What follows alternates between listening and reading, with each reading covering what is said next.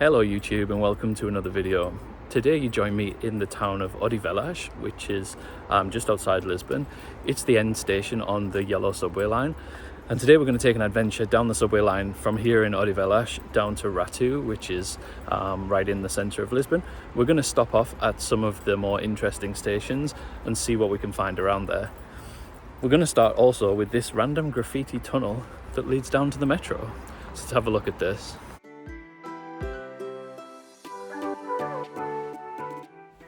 Quite a quirky and unusual lead up to a metro station, but I had imagined this would be slightly creepy at night. Anyway, it was an interesting thing to see right at the start of the line, so let's get on with the journey.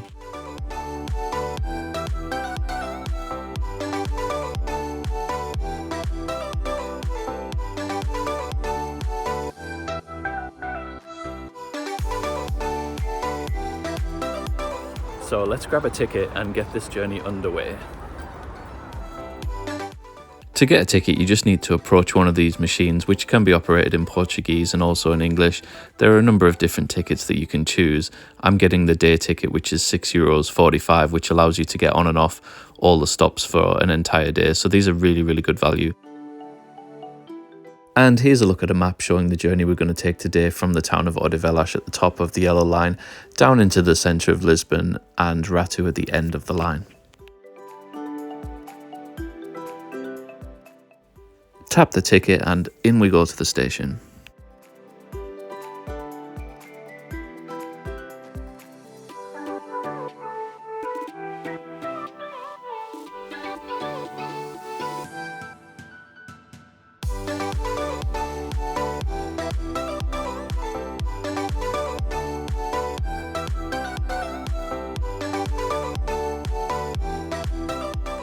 So immediately between the first two stations, we're going outside on this kind of half open air bridge tunnel type thing, and it's really good to have a look at Odivelas as we move away from it.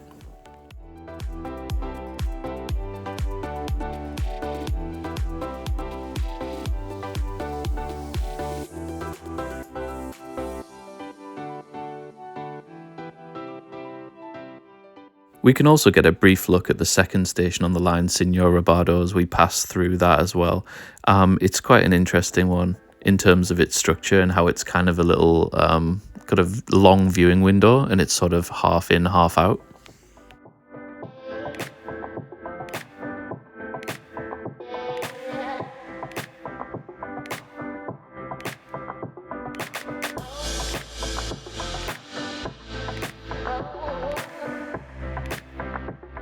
And here we've arrived at Amachaira station. This is a station that I really know nothing about and have never got out at before, so let's take a look around and see what is to be found in this area.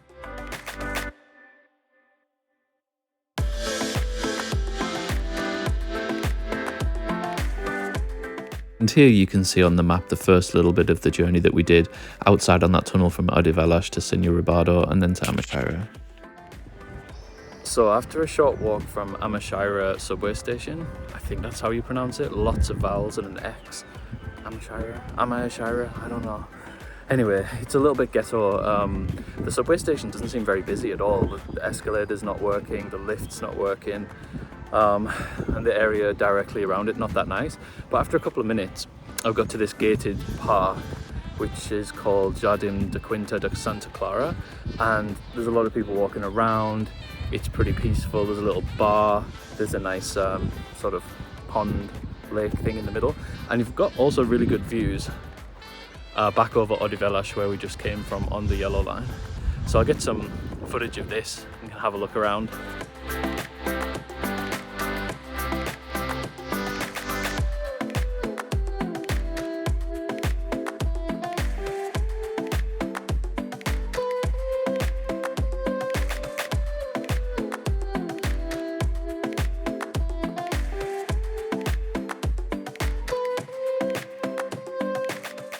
Quite a cute little park, nicely designed, and I love to find random things like this in areas where you just don't expect it, particularly as the area just outside the subway station was not that nice. So far in Lisbon it's been glorious weather, sunny every day, 27, 28, 29 degrees, boiling, dripping with sweat all the time. Today it's a bit cloudier and we're actually getting a couple of spots of rain. the locals were saying that it hasn't actually rained very much at all the last few months. So I think today and potentially tomorrow, where we'll probably do the Green Line video, there could be a bit of rain, which, to be honest, is kind of a relief after the hot weather. I'm still going to wear my sunglasses because nobody wants to look tired and disheveled on YouTube. So let's take a look around here, then we're going to go back to the station and continue down the Yellow Line.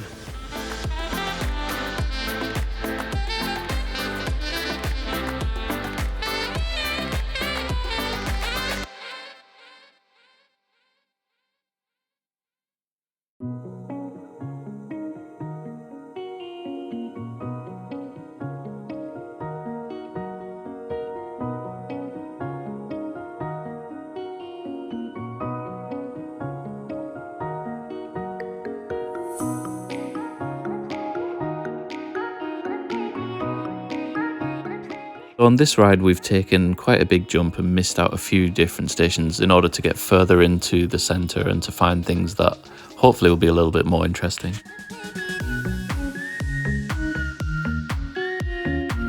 So next we've got off the subway at Campo Pequeño, which seems to be a very busy area. There's a lot of traffic around, you can probably hear it in the background. And we're here at the Campo Pequeño Bull Ring, which is the spiritual home of Portuguese bullfighting. The structure is described as Neo-Arabic, and it was originally built in 1892, but it was restored in the early 2000s, and apparently now underneath has like a shopping centre, car park, all of these things. So I'm going to go and try and check that out, but I'll also put in some shots of the building, which is really nicely designed.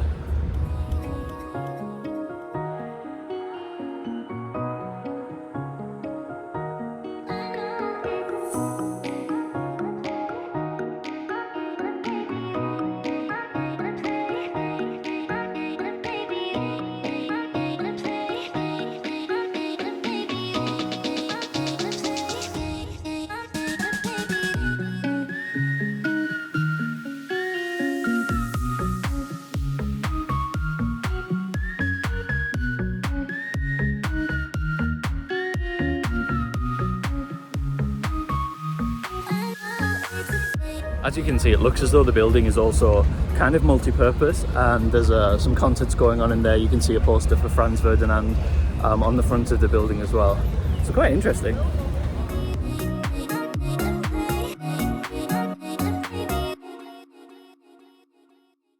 I've got to say that the underground mall at this point was an absolute lifesaver in terms of having bathrooms, because all of the toilets on the metro system in the stations were closed, so it was ideal to be able to go in there, even though it's not the most amazing underground shopping centre in the world. And I quite like these funky curved walkways to get back up. The building itself is stunning. There's actually a really nice atmosphere around this area, and particularly around the Bull Ring for whatever concert is going on there tonight. Now we're going to go back to the subway and continue our journey along the Yellow Line further into the city centre and stop off at a few more places. So here we're heading from Campo Pequeño back into the metro system and towards Picoas, which is a little bit further into the centre.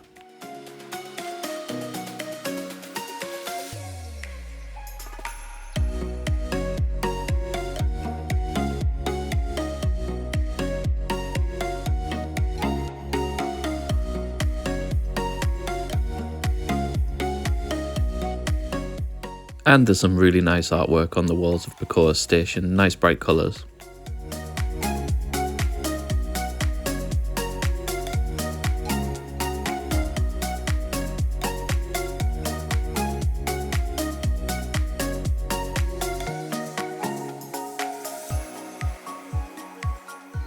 And here on the map you can see the short hop through Saldanha to Picoas.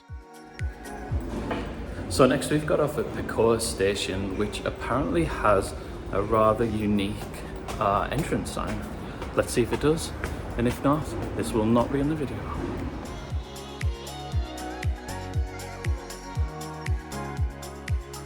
So I managed to find the iconic exit, which was donated by the Paris subway. Apparently it's too iconic to actually be open, so it can be difficult to find because most of the exits are normal, except for this one, which is in this ye olde Paris Metropolitano style.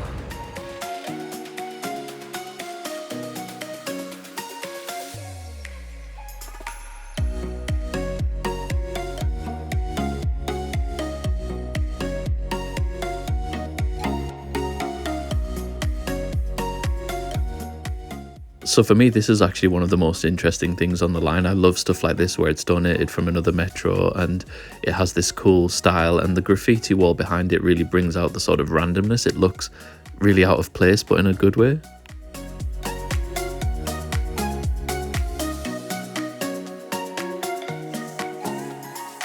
So now we're taking a walk on foot between Bacoa station, and we're going to go through Park Eduardo VII, which is one of Lisbon's most iconic parks, the one in the centre where it kind of goes downhill and you can view all across Lisbon. It's the one with the kind of jaggedy hedges in it.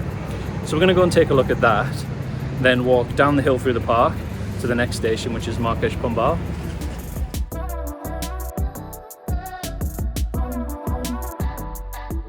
Here we're entering the park from the top, and it has this really glamorous part with bars and like a little lakey pool thing, and the lighting was just superb.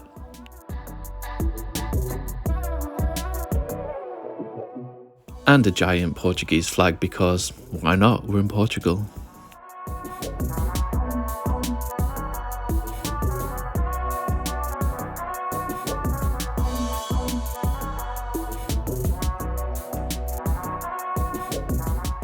So as you can see, there's quite a few people about hanging out, and the park is really nice in the evening. Amazing views across Lisbon, as you can see down there.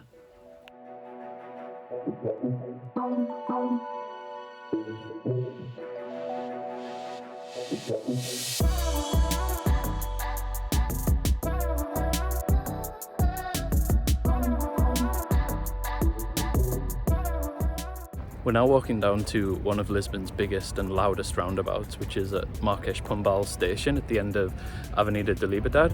So we're going to get on at this station, which is the second last station on the yellow line, and then we're going to take the final short hop to Rato station at the end of the line and have a little wander around there, see what there is to see at the end of the yellow line at the southern end.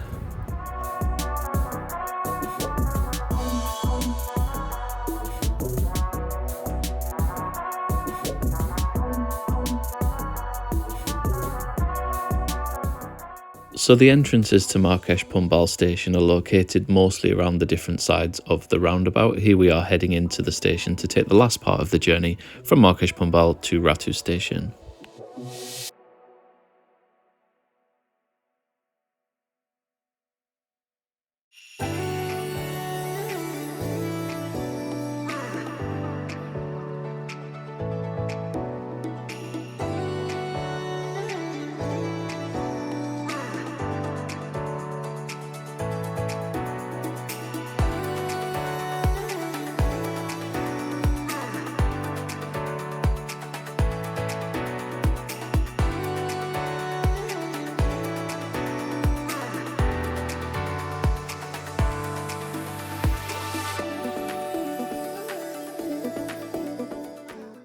There's some really great design work inside Rato station. You can see this black and white colour scheme looks very refined, and there's also some dark green tile work along the escalators, which looks really classy.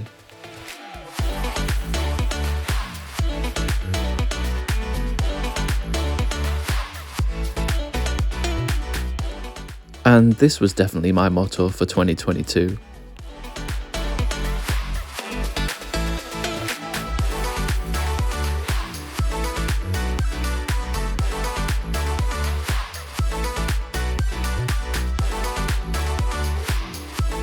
So the final thing we're going to do on this yellow line journey is we're walking up from Rato station towards the Bairro Alto, which is the typical sort of going out, clubbing, late night bar type neighborhood, but also it's got quite a few good spots where you can look down over the city. So hopefully we can find one of those viewpoints and get a good view of Lisbon at night.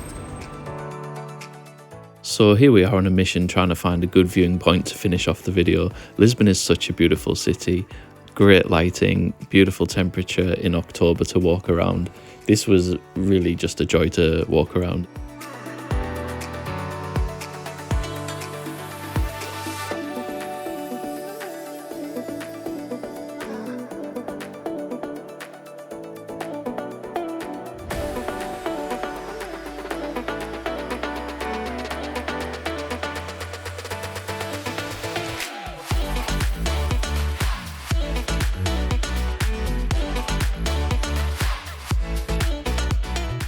And it looks as though this evening many people have had the same idea as us, but can you blame them? Look at this stunning view.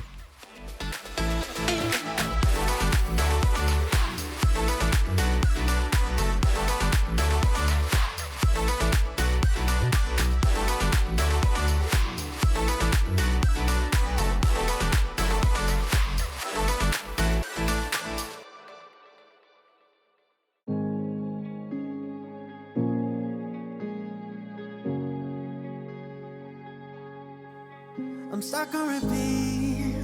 I see the same skies every night. Oh, I need a sign. I need a reason why I'm alive. 'Cause I can figure out why everything around me just feels so far away. I'm going round in circles, looking through my head now. Oh, I need someone right now.